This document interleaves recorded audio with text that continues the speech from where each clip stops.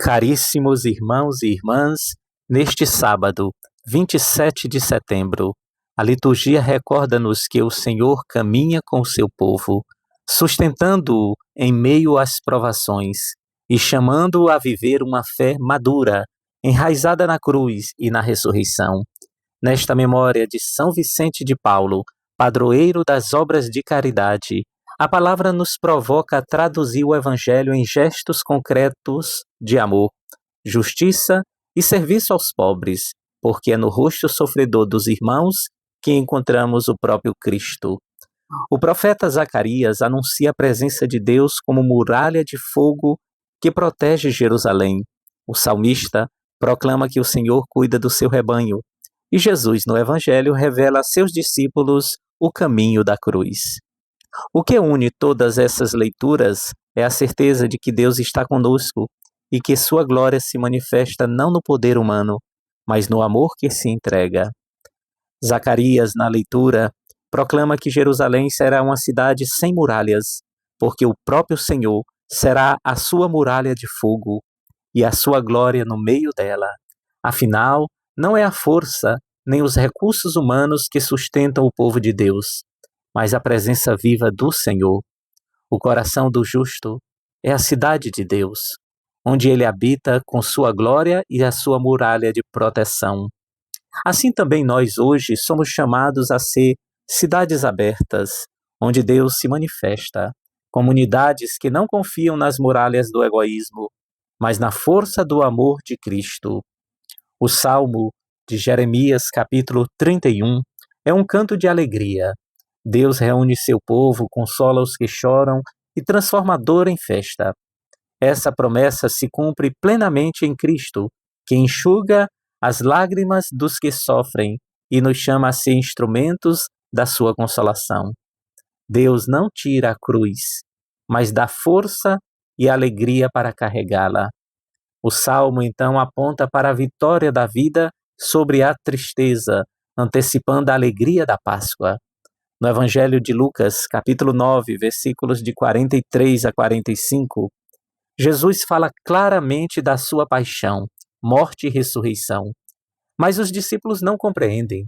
Tinham medo de perguntar, pois não conseguiam conciliar a glória do Messias com o caminho da cruz.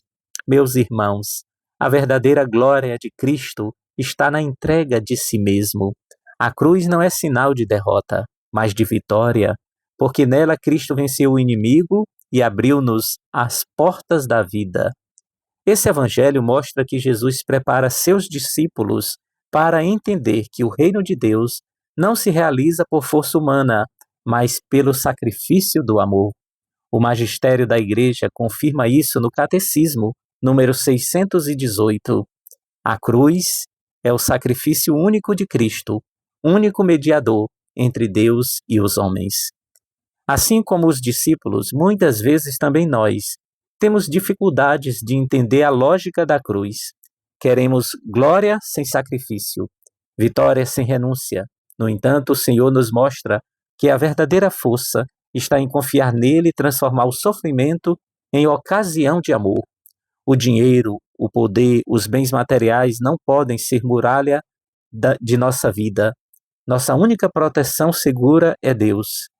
E quando acolhemos sua presença, nossa fé se traduz em caridade concreta.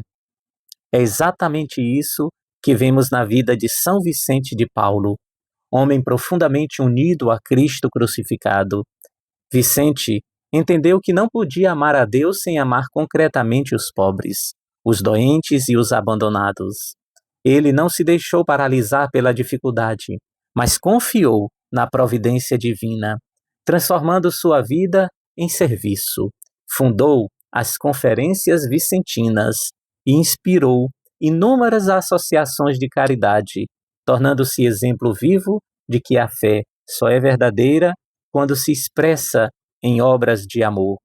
São Vicente compreendeu que cada pobre era o rosto de Cristo crucificado e, como ensinava, os pobres são nossos senhores e mestres, e servir a eles é servir a Jesus Cristo.